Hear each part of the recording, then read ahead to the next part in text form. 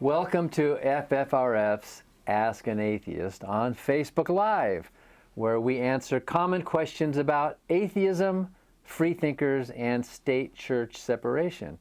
I'm Dan Barker. I'm co-president of the Freedom from Religion Foundation, which produces this weekly show.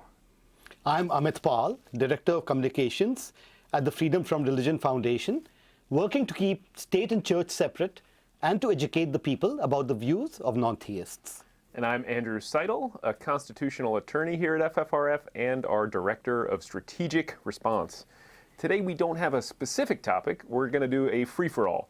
We're going to answer hopefully any and all of your questions from previous shows that we were unable to get to, and any you might have now.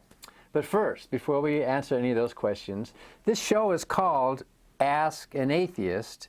So what is an atheist? How would you answer the question if somebody says, what is an atheist? Do you want to go first, Andrew? I think it's pretty clear that it's someone who eats babies. Eats babies? Yeah. Is that in the dictionary? That's in the dictionary, and Merriam-Webster defined it for me this morning. No, to me, an atheist is somebody who lacks a belief in a God, or every God. And I think if you ask atheists how they define themselves, you'd get probably a different answer from every one of them. Well, just like if you ask Christians, they'll all answer it in a different way. But yeah, and I think it's also important to point out that it's not mutually exclusive. I also consider myself an agnostic. I also consider myself a humanist. Atheism really goes towards just that particular belief in God. Agnosticism goes towards whether or not there's you have enough knowledge to make a conclusion. So for me, it's a fairly simple definition, and it's one that I think a lot of people get wrong. What about you? Well, atheism, even that term is a bit contentious among non-believers, because atheism is the negation of theism, so you're defining yourself in opposition to religion and to belief. Mm-hmm. But I suppose, if one wants to oversimplify, then one can sort of define it as someone who doesn't believe in God. And Andrew, as you said, it's at least somewhat synonymous with humanist, with skeptic, freethinker. Freethinker is a term we embrace here at FFRF. That's why, free thought. But generally, in layman's terms, it'd be somebody who denies the existence of God or doesn't believe in God. So, yeah, and I think even those two, though, yes. I think we can get into an argument about is an atheist somebody who denies God exists, or do they just happen to lack that belief in a God? Yeah, but a person who does deny is still an atheist by the broader definition. You can either say, I know there's no God, or I don't have a belief there's a God. Both of those are different subsets of the broader class. But you mentioned that it's a negative word, and you're right. When I was a preacher, atheism was like this horrible, you're denying the truth. Yes. But just because a word is a negative doesn't mean it's a negative word. There are many words that are double negatives. Like the word independence means not dependent. But we consider that, or the word antidote. Yeah. That's a negative word, right? An antidote. But atheism is a negative word, but it's a double negative, because theism is not only irrational but dangerous. So to be an atheist is actually to be a positive thing, I would think. But as you said, Dan, a lot of believers seize upon that negation to sort of say, we are the positive and these guys are the negative. So there's been a bit of, as I said, contention. There has been. Yeah, and why define ourselves by what we are not? So that's why a lot of people prefer humanist. We are human beings, human values rather than supernatural values. And one thing I'll just add on to cap this discussion is I think it's important to adopt that label because of what you're talking about. Sure. Because there's this stigma attached to being an atheist. I think it's important to adopt the label if you're able to call yourself one and reclaim that and show that we actually don't eat babies. So wasn't the term gay originally a pejorative? Mm-hmm. And then the gay community said, well, then we're going to adopt that and use it. Yes. So atheist can be, even if you think it's a negative, let's proudly adopt that and say, besides that, you get more press. If you're a humanist, what is that? But if you're an atheist, you get invited on these shows. So, there's no doubt that there aren't two ways in the general mind to figure out what atheism means. And with humanist, free thinker, skeptic even, there's a lot of ambiguity and people don't necessarily understand what that means. So Andrew said he's also an agnostic. Would you say the same thing? Yes. So what's the difference between atheist and agnostic to you? Well, agnostic to me is where I am personally, and it is where you have this doubt and sort of this uncertainty about what may be or may not be, and you aren't as definite about the negation of some sort of a being as atheists are. Yeah. So you can be both. You can be both. Yes. It'll be like asking, make up your mind, are you a Republican or are you an American? Well, you can be both, right? It's like they're addressing totally different things, right? Sure. Not according to Mike Pence. Not according to Mike Pence. Yeah, that's true, the Vice President. So we have some questions that we're going to talk about. We do. We got a couple up on the monitor there. Kevin Bruce asked if we are looking into polling place violations. So you were a poll watcher at the recent election. Are we looking into that at all? Yeah, so this is something I do every election. I volunteer to watch the polls and ensure that the rules are being obeyed and help people vote. We at FFRF do work to get polling places out of churches. This is a big thing that we run into every single election cycle. Courts have basically said that it's okay for polling places to be churches because they're community buildings. However, they have to follow all the rules of polling locations. And we've seen in Florida this election cycle, Yes. we saw this church in Newport Richey, which just completely violated all the rules and the electioneering rules. They went ahead and endorsed the Republican Party. We sent a letter to the IRS asking them to revoke that church's tax-exempt status. We'll keep following up on that. But the churches as polling locations, it can be really problematic, especially because there's actually an impact on that. People vote more conservatively when they vote in churches. So it's skewing elections just having those voting locations Well, the in church churches. members themselves are more likely to vote if it's happening in their own church. So that skews it a little bit. And we've seen other things where, for instance, I was at a school watching the polls this year, but I did rotate through a church in the 2016 election. The school was having a bake sale raising funds for this, Sure. and they needed that, but the church was doing the same thing. So now you have them using their polling place Yes, location I never thought of that. to fund a ministry. Yeah, so I It did was the a bake ministry trip. sale. I helped in the bake sale at my daughter's middle school, but I never thought that the churches, of course, can do very much the same thing and use it as a way to enrich themselves. Well, there was a voting place here in Madison, Wisconsin, in a Catholic church, but it was in their educational wing. Sure. But there was some issue on the ballot dealing with abortion or women's rights or something. And to walk to your polling place, you had to go right past this Virgin Mary statue.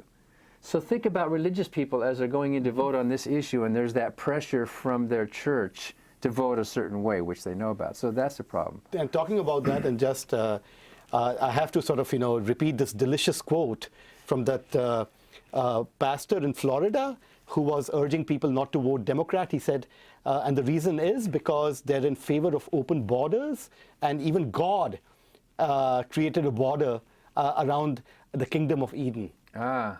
And I was like, okay, I mean, of course, that makes perfect sense. So anyway, so that's relatively uncommon, but that sort of open politicking also does happen, at least on occasion. Are we sending letters about any of these violations? Have we done anything? We are. The more extreme violations we are. If it's just a church polling place, the best way to get rid of that is local activism. And in fact, Patrick Elliott, another one of the attorneys here in the office, did this on his own, just as a voter. Said, I'm voting in a church. I don't think that's appropriate. There's a public school right down the street that's better. Let's use that instead, and they changed the polling place. Well, Annie Laurie and I did that about 10, 15 years ago. It was a congregational church, which, by the way, is a pretty liberal, pretty good church. But we didn't want to go into a church, so they changed it after we complained. Oh, nice. To the, what was it called? It was this military armory building. So the next election, we walked past this big cannon that was pointed at us as we went in to vote. But Well, so that's a lesson to our members and our viewers that even individual complaints by a person or two can result in quite a bit of a change. It pays to complain. Yes, It really yes. does, especially in this area. It's super easy. Go find an alternative, present the alternative, and there's almost always a school or a post office. sometimes they say, well, they need place to store the machines. They need handicapped accessibility. And churches have this property which is really perfect for that. Except that churches don't have to comply with the ADA, so they're often not as handicapped accessible as they should. So it's another reason not to vote in a church and put it in a school if they're available. Well, they wouldn't allow it in the first place Correct. if it weren't accessible, I would think. They shouldn't, yeah. So we have another question here. This is from Jeff Lucas asking, are there any church-state violations with Capital Ministries? Isn't that the guy in D.C.? That is. Capital Ministries is run by Ralph Drollinger. Yes. He's the guy who's putting on the White House Bible study. He has a Senate Bible study and a House of Representatives Bible study. He's the one who gave Jeff Sessions and the other higher-ups the roadmap for the child separation policy by pointing to Romans 13. We actually can tie that directly to his Bible studies. I wrote an article for Think Progress about this. So yes, there are definitely state church violations there. And all I can say for the FFRF part of this right now is to stay tuned, because we are not done with him. We've got plans, and you'll hear news about that, not shortly, but soon. So Romans 13 is that verse about be subject to all the powers, the authorities, obey the law, basically, Correct. right? So whatever the law says, God tells you to obey it, even if you think it's a bad law. Mm-hmm. So the rationale, which is it's a rough word to use in this situation, the way they tried to justify the child separation policy was saying, well, these people came into the country illegally. It's not our fault what happens to them after that. They broke the law, and they have to suffer the consequences. Romans 13 says that. And that comes out of a Bible study conducted by Capital Ministry. You know, these Bible studies that they have, like at the White House, they're not really Bible studies. If you look at them, they're not really having a critical examination of the text and the origin and the intention of the author and the audience. They're not doing any Bible study. It's more of a Bible worship. I'm sure when Trump goes into one of these Bible studies, he's not there with notes and examining. It's more like, the Bible's more of a bibliolatry rather than Bible study. And they're driving public policy and using it to justify some of their more inhumane policies. And as Andrew said, certainly for our viewers and our members, they should stay tuned as to what we'll be doing with Drollinger. But we have done some stuff, and it's available on our website. And if they go to the ffrf.org website and in Google search, fill in Ralph Drollinger or Capital Ministries, they'll be able to find out what all we have done. We've done quite a bit, Yes, indeed. yes, So absolutely. this is a private, extreme Christian ministry that's having undue influence on our policy and our government. And that is a nice way to put it. Why don't they invite us in to do a Bible study? We could do a Bible study, couldn't we? Certainly. We could explain what the Bible really says, right? I mean, the best way to become an atheist is to study the Bible, or Yeah. just try to read it from cover to cover. Yeah, and that's funny because we are actually encouraging people, please read the Bible. Yeah, go for it. Please, we want you to. And that part of the reason we put these Gideon stickers on the hotel Bibles is to invite people to read who was Gideon, what was his life like. So, I think I've told you this, Dan, that of course, I'm not of a Christian background, so I once asked one of my colleagues at the Progressive growing up. She read the Bible. She said, there were so many smites and begats in it that, she gave up after like a few pages once, she became a bit old enough to comprehend it. It was just beyond her even then. yeah, and Christians, devout Christians, they don't even read it. They know maybe a half dozen verses, and they get up and hear their pastor talk about this or that, but there's huge swaths of the Bible that they never touch, and they shouldn't touch it, actually, because it's horrible. But, Not a book to live by. no. So we got another question. If a street evangelist from Tory Lane Roads is harassing school kids from right outside school property, telling them they are going to hell, can they be stopped? That's a Andrew? good. Yeah, that's a good question. Exactly. That's an interesting one. So this also happens a lot with the Gideons. Going back to the Bible, they distribute Bibles. Sure. And the rules are that when they're on school property, that's the problem. If they are actually on the public sidewalk, then the public sidewalk is considered by courts a public forum, and anybody is supposed to be able to be out there speaking as they desired, however offensive that message may be. So it really depends on exactly what they're doing. if they're endangering the children in a way, for instance, if they are blocking the sidewalk so that the kids have to walk around and maybe go into the street, something like that, that can be a problem. So there are ways to get at this issue. And another way to get at it is to certainly do a counter picket if it is a legitimate protest. My suggestion would be to talk to the school. Often schools are worried about kids' safety. They should be. That's probably the safest thing to do. You can always, anytime you're considering, is this a violation or not, report it to FFRF. Go to the FFRF website, legal tab, report a state church violation. We'll do what we can to help you, and we'll guide you, if it's not a violation, on what you can do in these situations. We have FAQs about this too. We also have a ton of FAQs on the legal section of the website about Bible distributions in the schools, churches as polling locations, all this kind of stuff. Don't a lot of cities have ordinances that prohibit,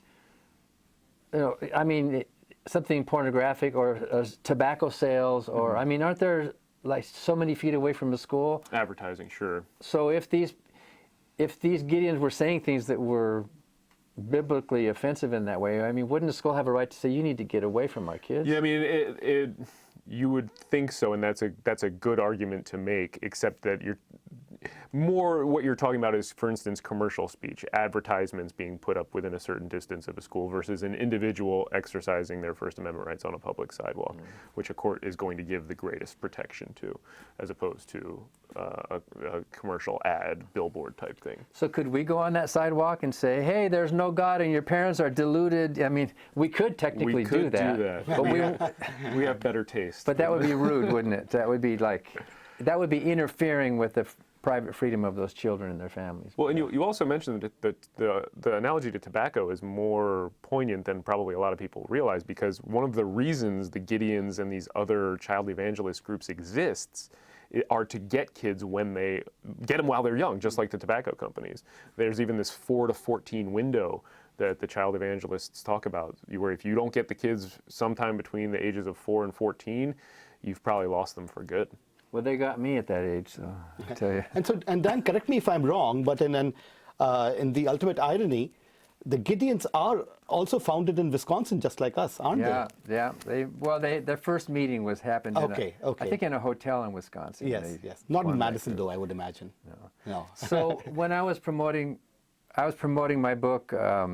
Bruce said it was Boscobel, Bruce Johnson, our video director. He's very much up on it. So I was at a booth in Tucson, and I had to walk past the Gideon Society, and they were handing out Bibles. Have you read? This is the best-selling book in the world. Have you read it? They weren't just in their booth. Yeah. They were actually out actively handing out these Bibles.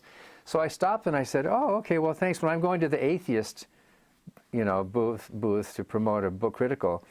But I asked them a few questions. I asked these two Gideon guys a few questions about what the Bible says. I said, what do you think about the story of Phinehas? Or what about Korah's rebellion? What do you think? They didn't know. Yeah, wow. I said, well, have you read the Bible? I've read it. Have you read it? They actually haven't. Most of these Gideon people actually haven't read much of this book that they're handing out to children. Yeah. Wow. I'm not surprised. Two gentlemen, I imagine. Two men, two guys. Yeah, because I think the Gideons exclude women from their group. Well, they do have a women's auxiliary where they can meet in the back room, or something. But you're right. Auxiliary in quotation marks. Yeah. It's a very patriarchal, just like the Bible. It's a very patriarchal organization. And that's such an interesting, when you do a comparative analysis of religions, how Islam, Hinduism, all of these, their evangelizing wings are almost all male. And basically, they relegate women to the auxiliary wings most often, if not worse. Exactly. Well, we've got another question here. Richard Hawaz. I'm sorry, Richard. Is that Richard from the UK? I think it is, maybe. Are some violations given priority over others due to the staggering number reported? So we do have a triage system for state church violations that's based on whether the violation has occurred or is imminent, and whether or not children are going to be affected. Is it in the public schools? That kind of thing. So we do triage them. It's usually not based on number. Of course, if we get 50 complaints about one particular violation, we'll take more notice. But usually it's related to other factors, such as those I just mentioned. If a violation's already occurred, we're going to let that sit for a little while till we can get to the ones that are about to happen. So if it's a Ten Commandments monument that's been there for 35 years, as opposed to some high schooler saying, help, they're going to pray at my graduation next Tuesday. Exactly. You got to get on that and get that letter out right now. Exactly. We only have 9 attorneys, right? So we can't handle everything at And that may seem like a lot, but when we're talking between 4,000 and 5,000 complaints every year, so we could, there's so much work to do. So isn't there also a practical side? There are some violations that are clearly wrong, but to get at them is harder in some cases than others. Sure. So, for instance, if we're getting a report from a family member of that kid's who's going to that graduation, it's harder for us to take action without somebody who's there being impacted, and it's harder to know whether or not we're having an impact as well, because if we write a letter saying, Joe from Maine told us about this California school district that's having a prayer, we're not going to have anybody there to say whether or not the prayer happened, what was the result, all that kind of stuff. So we really rely on individuals who are actually impacted by these And that's the way the law is. You need a warm body, don't you, in order to take any legal action? Yeah, and it's important for the next step, too. If we wanted to go to court, it would be impossible unless that person was directly affected. So. Well, you have daughters in the schools. Have they ever had any problems with religion? Not in Madison, and that's why we are so blessed, if I may use the word, to live in Madison. Yes, I have asked them, and none whatsoever. Also, although, of course, I shouldn't quite say that, because we've been involved in a tussle in Middleton, which is right next door to Madison. Not technically in Madison, but a suburb. And there's been a Jesus lunch ongoing that we've been involved in. We've gone there to protest, and also we have sort of, combated that legally, and whichever way we've been able to. Do your daughters have to say the Pledge of Allegiance? Not now, not in middle or high school. In elementary school, they really? Yeah. Wow. They were not required to, though. You can always opt out of the Pledge of Allegiance, everybody. Government can't make you swear allegiance to it or to a god, so feel free to opt out. Should we do the next one? Okay, so here's one for me. It says, Dear Dan, I've watched several of your debates on YouTube. There's one argument you constantly bring up. Go to any children's hospital and you will know there's no God. Can you elaborate on that, please? Okay, so yeah, I do bring that up a lot in debates, especially when the topic is morality, and when the topic is God good? So by definition, by most Christian definitions, I think by most theistic definitions, God is a good being. But here's all these parents that are desperately praying for their sick children to live. They're desperately just, dear God, please take care of my child. And those children die at the same rate as random chance, basically. Cold, uncaring, random chance. They die, regardless of who's being prayed for. So it's a bit of a rhetorical thing to say, walk into any children's hospital and you know there's no God, meaning you know there's no good God. Maybe there's an evil God. Maybe there's a God who's going, ha, ha, ha, pray to me, and here's what I'm going to do to your family. Because it doesn't come out, prayers don't come out any better than random chance. So that basically is the context of how I make that statement in debates. How many debates have you done now? I just did my 131st public, and I don't count radio shows or panels or TV interviews. Formal debates, one-on-one on a stage. Because I debated William Lane Craig once on national TV, but it wasn't like a formal, structured, moderated debate in front of an audience. So the 131 are actual public. That seems like a lot. It does. I mean, you must have your arguments pretty refined by now. Well, there's about a dozen different topics. And but it's not like there's new arguments for God coming up, right? Sometimes there are. There are? Okay. Well, once in a while. I was at Tufts University, and this guy said, quantum physics has shown that the molecules in the body of Jesus could have moved through the stone during the resurrection without having... Yeah, I mean, there's sometimes... Or the existence of immaterial minds proves that there is a realm... I mean, sometimes you'll hear these... But 131 debates since 1985. Wow. So that's like about 4 a year. Still pretty impressive. And I've got about 3 more coming up in 2019. So it's fun. I tell you, it's the funnest thing in the world. If you like talking in front of an audience, and if you like having to think on your feet in front of a live audience while the clock is ticking and your opponent is trying to trip you up and you're trying, that's really a blast. I mean, that's one of the funnest things in the world. So Dan has, of course, written a good number of books too, and a new children's book has just come out. Is it coming out? Just Pretend it is out. It's actually the third edition. Okay. It came out in the late 80s. Sure. It was revised, and now Katie Troy, a brilliant young artist, illustrated with full color illustrations. Sure. And we'll talk about that on a future show. It's not to the degree of a public debate. It's more explaining to children that there's different religions and different ways, and that you should feel free to think for yourself. Sure.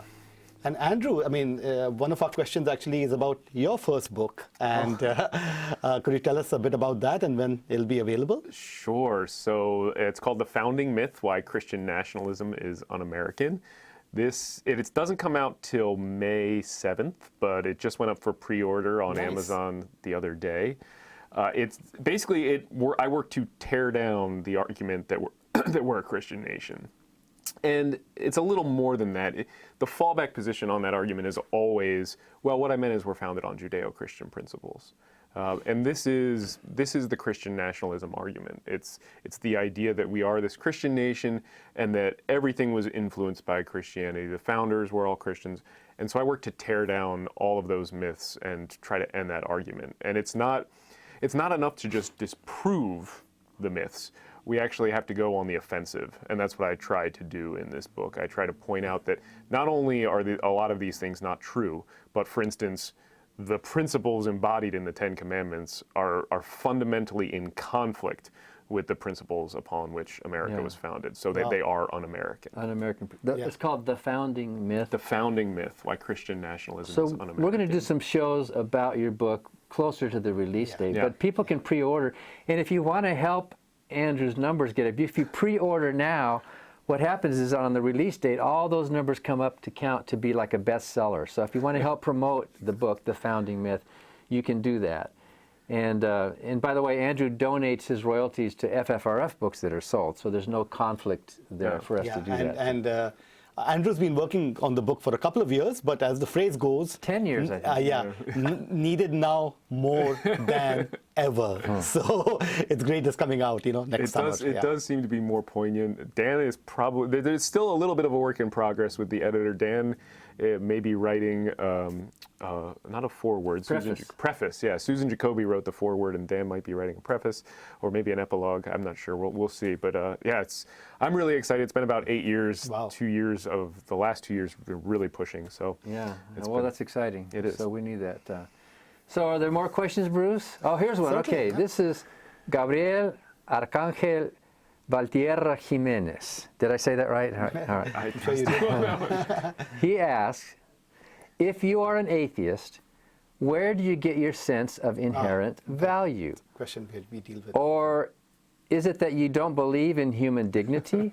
How can a secular individual explain his own dignity if he, and I should say he or she, by the way, if he or she doesn't believe to be something sacred? Yeah, so Dan, I'm sure you've dealt with that. Well, sacred doesn't necessarily mean special. There's other ways to say besides. If you use the word sacred, Gabriel, you're implying that there's some kind of a realm above and beyond the natural world which bestows its meaning upon us from above.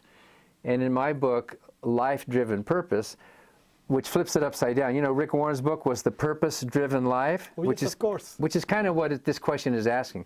If you don't have something above, something sacred, something higher, sovereign, bestowing it down upon us lowly human beings, then what is our meaning in life? And I think we atheists look at it not as a purpose-driven life, but as life-driven purpose. So the purpose in our lives doesn't come from up there. In fact, it's good that it doesn't. Because if it did come from up there, that would make us secondary. That would make us slaves or servants or members of a military, or that would make us like, give me my order. Somebody tell me what to do. Somebody please give me some march. Tell me what my meaning is. Whereas if it's life-driven purpose, if it's bottom up rather than top down, we choose it, we own it, we make it, we create it, we find it, and it's it's a purpose that's driven by our own wants and needs. So I think it's basically driven by problem solving. As long as there's problems to solve in the world, and there's a lot of them, the effort to correct those problems or solve those problems gives life immense meaning, not from some sacred higher plane, but from down here where we live our real lives, much more meaningful than obeying a dictator or a father figure who simply tells you, you are a worm, you're a slave, you do what I tell you. So in other words, morality comes from, and that's the question we often get. Yeah, morality comes from trying to pick a path in your life with the minimum amount of harm. Because morality is a question of harm. Sure. When we're talking about if it's a moral or good thing, we're talking about who's being hurt, what's the harm here. So if your intention is to act in ways that minimize overall harm, even if you fail, at least you're trying to be a person who has less violence and more understanding in the world. So it comes from, and whatever harm is, it's natural. Harm is not offending the ego of some dictator. Harm is, hunger and thirst and predation and disease and war and, predators. And harm is a lot of different things. And the effort to minimize that is what gives us our moral compass in our lives. This question reminds me of something that was asked of me when I mentioned that I was an atheist to a family member for the first time. Said, so you don't believe in anything? It's like, no, I still believe in lots of things. I believe in family. I believe in love. I believe in standing up to bullies and fighting for principles bigger than yourself. Just because you're an atheist and reject the idea of a God doesn't mean there aren't things that are bigger than yourself and more important. To me, that question, it's almost laughable when you reject religion to look back at that question and think, I can't believe I ever thought something like that. It's so misplaced. So you're a dad. You have two of the cutest kids in the whole planet, I think. Agreed. So when the kids are doing something that you disapprove of, and they ask you, why, Daddy, why shouldn't I do that? Do you say, because I'm the authority figure, I'm your father, you have to do what I say because otherwise you're offending me and you're making me angry? Yeah, because I said so never worked on me. Never worked on me. So what do you say to the kids? I mean, you try to explain it because you can't hit your brother because you're hurting him when you do that. The idea that authority alone should dictate anything is it's alarming, and it's not persuasive to anybody who's on the receiving end of that, unless you've beaten them over the head with that idea for many, many months and years. So is it okay if your kids disagree with you? Yeah, they should.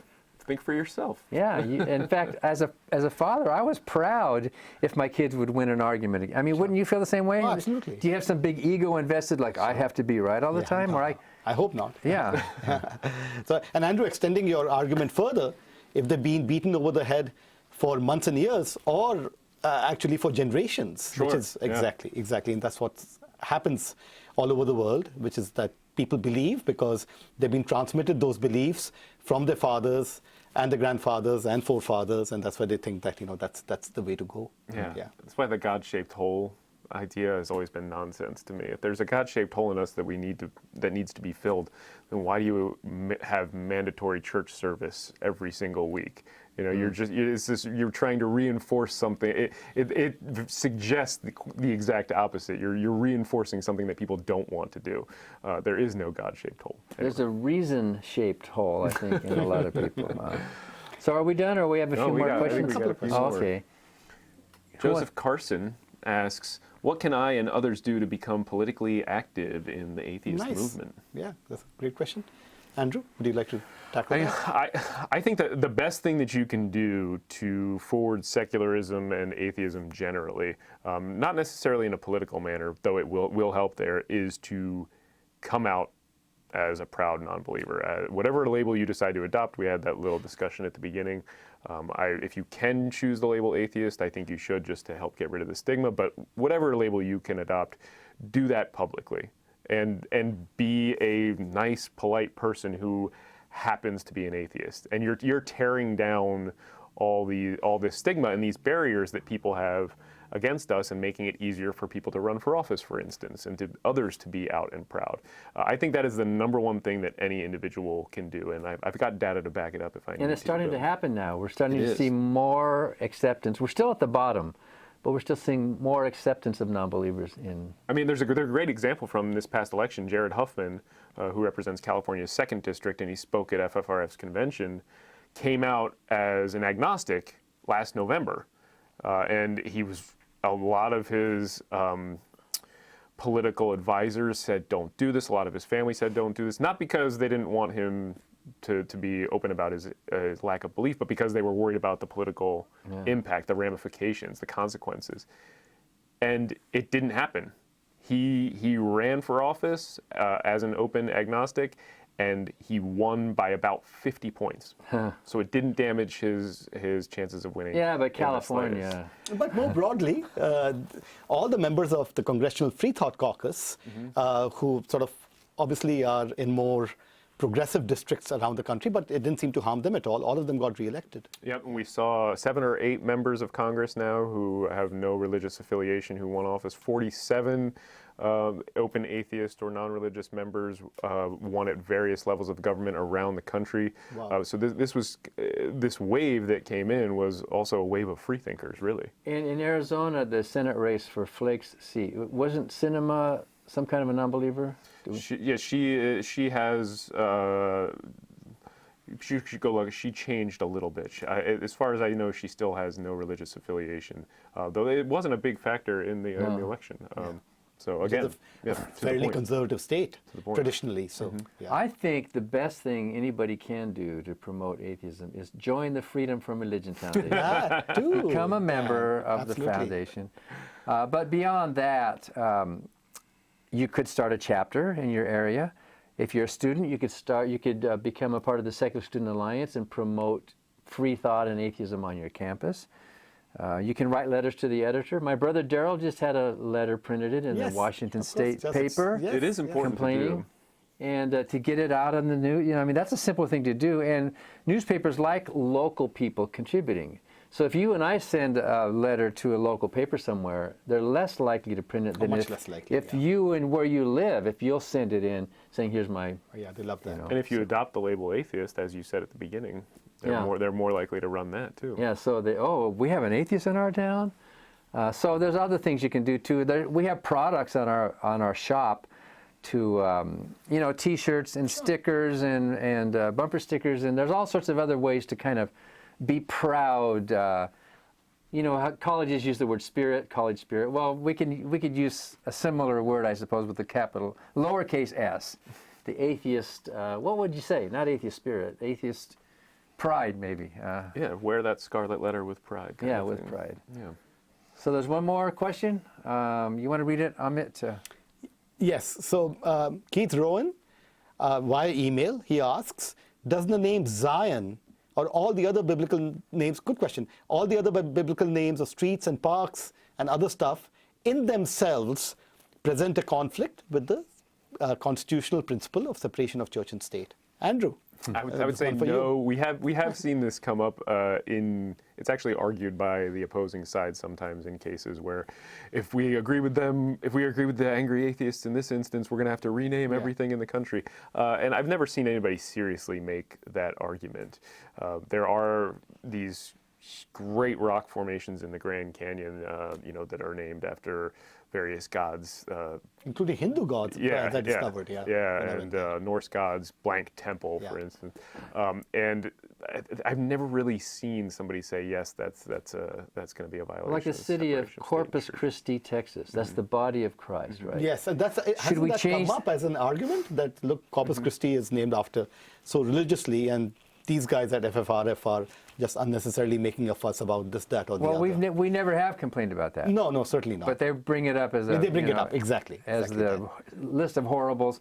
Las Cruces, New Mexico, the crosses, of Jesus. So, no. And in fact, those are secular cities. We would complain if Las Cruces, New Mexico insisted that every resident had to have the crosses on, or if it was part, you know what I mean? And we've been successful in Pennsylvania in so far getting a Christian cross removed from the county seal. So if there are instances where it looks like the particular religion is being promoted by the city, who's supposed to be secular, well, we can definitely complain about that. But a name is just a name. With the exception of Las Cruces, there was a case that went the other way out there in Las Cruces itself. on the seal, just because of the name. But anyway, it's a minor, and Yeah, so that's a tricky one. yeah, you're not going to win them all. And they're going to say, even if we did complain, they would say, well, it's just secular. Sure. In God we trust on the money. Of course. The and courts have said, Yeah. that's not a religious phrase, Famously. that's just secular. Which is mind-boggling. But Yeah, anyway. it is weird. So, we've we got a couple more minutes here. Yeah. So Dorothy Ferguson asks, I'm looking into science and history books for online homeschooling. Aren't there some good books on secular science and unadulterated history for teens without searching through everyone's curricula? Dan. Well, what do we know about that? We do know we've complained about in Oklahoma, Mustang, Oklahoma. Yeah, we've the gotten Bible classes stopped. They were going to give a Bible class, but it was very evangelical. I guess I don't know the answer to that. I don't know it in the curricula. context of textbooks is part of the problem with this. I'm not There are a lot familiar. of, exactly, there are a lot of secular-minded books. Sure. Yeah, but textbooks, especially, for example, Texas, we have tangled with Texas, Mm-hmm. And they're so fundamentalist and so conservative and insisting on injecting religion into the curriculum. So that's been a problem. I don't know if there are any good states out there that are promoting a really secular-minded sort of syllabus. Yeah, and then a lot of the books I read aren't going to be at teen or lower level either, except for Harry Potter, which I love. But I don't know what kind of educational value that might have for homeschooling. But this does raise a good point. You hear about homeschooling, and usually you think of people are homeschooling for religious reasons. Yes. They're pulling their kids out of the evil secular school so they can, educate them with their true values. But there are atheists and agnostics who also do homeschooling, and we had some members in Louisiana who decided to homeschool their children. There's an atheist family with atheist kids. They were upset with how much religion was in the public schools in Louisiana. surprised, yeah. So they pulled their kids out of the public schools to protect them from all that religious Yeah. indoctrination. And these kids were brilliant. They went on to college and that. So homeschooling is not necessarily an anti-secular activity. And I think a number of our members would say they are doing that with their children as well. But Do we have any questions on the iPad? oh, there's one. Can you read the? Yeah. Maybe. Just press it again. Yeah. There we go. Yeah. So Stephen Fratkin asks, is the U.S. Postal Service honestly a government organization? If so, is it justifiable to complain about religious retreats being offered at the counter in a flyer? I was getting stamps and saw a flyer taped to the Yes. checkout counter with one. I asked about the legitimacy of this, and the counter person snidely commented, "What? You don't believe in God?" I am quite taken aback by that. Yeah, So, that's definitely a problem. So that should be reported through the FFRF website. On the legal tab, go to report and fill out all the information. We can help you with that. There's two things there. First, postings in post offices are very heavily regulated, what you can put up and what you can't. We've gotten In God We Trust plaques taken down off of post office Yes, before. That's we how have heavily intervened in post they're offices. regulated. yeah, on occasion. So we should absolutely be willing. We should be able to help this individual with this problem. Report it through the FFRF website. Because they're breaking the law by doing that. That happened here in Madison. One of the postal clerks was advertising some church service thing and just put these little flyers there. And I complained about that, and they immediately took it down. But the other thing too, if they remember anything about that employee, we would like to know information about that employee. That's an employee problem as well. Yeah. I have to say that in the history of FFRF, way before we even had attorneys, way back in the 70s, the post office has always been easy to work with. The post office has been so compliant. Almost every time we complain to the post office, they go, all right, we'll fix that. They have very strict rules. Yeah. So if there's a complaint at a post office, you have a high likelihood of getting that corrected. Yeah. True, all true. So are we out of time here? Well, thank you guys. This was fun. Absolutely. Next week it'll be 3 females doing the show, maybe. Who knows? So, I'm ready for a That's our break. show for today. In a future show, we're going to be talking about our amazing convention that just happened in San Francisco last week. If you want to receive FFRF text alerts on your smartphone, text FFRF to 52886.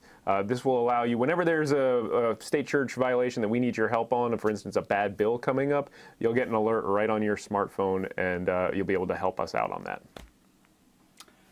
That's all for this week. We'll see you again next week for another episode of FFRF's Ask an Atheist.